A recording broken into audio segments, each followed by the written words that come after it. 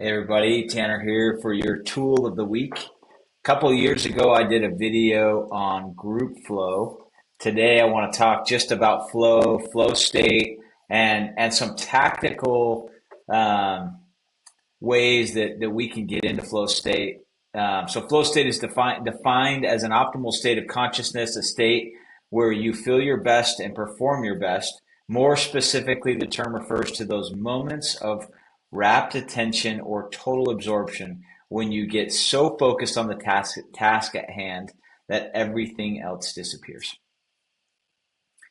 I've thought a lot. I mean, I feel like the first time I learned about flow was maybe coming on 10 years ago. And it seems like you've got to surf or snowboard or do something, play the piano to get into flow state. But I've thought a lot about this. So hopefully, independent of what you do, you can find some application, not only in your personal life, but in your professional life, to think about flow state. What actually triggered this? I'm currently reading this week this book, Creativity, by I don't even know how to say his name, Mahali. I'm not even going to try butcher it, but he is like the godfather of flow. I've read the book Flow. I've read several other books about flow, but this creativity book has caught me like rethinking about flow and how I can apply that. So that's what I've really been thinking about. And some of the things I'm sharing are as a result of reading this particular book. But the core ingredients of flow, or to enter flow, is a clear goal, immediate feedback, high challenge matched with high skill, no distractions, psychological safety, and a time boundary. So here's kind of the tactics. So phase one is some sort of a primer, pre-flow primer. So I'm going to apply this specifically in the professional setting. So before you go like deep dive into a project, let's say it's modeling something or working on some larger task, um, hydrate, fuel.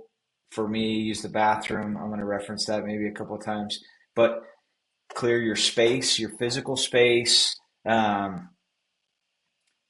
Just be in a space that works, and then have like a clear goal of outcome of the session. Phase two, the gateway, sensor triggery, and I've actually tried a lot of this stuff, and I'm happy to share more. But so tend to have a specific, so I throw these on this kind of trigger versus in a lot of settings, if I'm calling and working on things, I'm using my AirPods, but I'll throw these on for like deep work, flow state. I actually have used Brain.fm for several years, at least 5 years, and I do have a playlist on my iPhone that's a flow playlist. Um,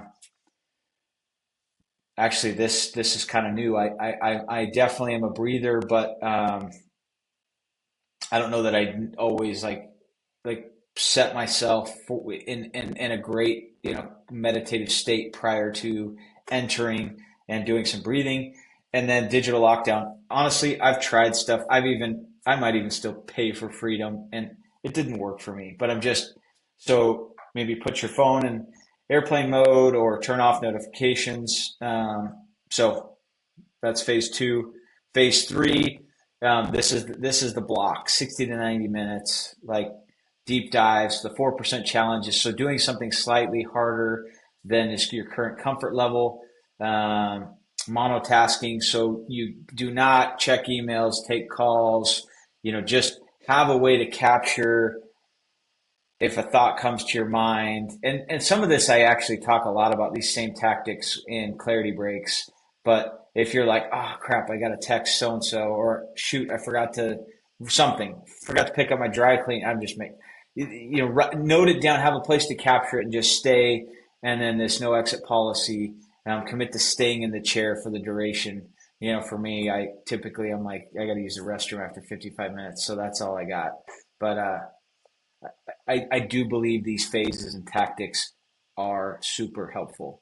And then phase four, the recovery, which actually I never do. The flow can be really exhaustive. So disconnect for, uh, and look, I think even if you did this for 5 minutes, so it's not immediately pick up the phone, make the call, or respond to all the texts or whatever it is. Um, Maybe some more deep breathing. Maybe it's a walk outside, catch some sunshine, something like that. And if it's a project that you just need to do like in sprints, you want to capture. And actually, I think this is a brilliant idea. This log or journaling, like if you need to type up specifically, like here's where I left off, um, so that for the next time you can pick it right back up. So I would love to hear if anyone else has some like flow tactics, things they do to really like get into this state of like higher consciousness, especially as it relates to any deep work or professional projects, things like that. So sorry for the long video this week. Have an awesome week. Okay, see you next time.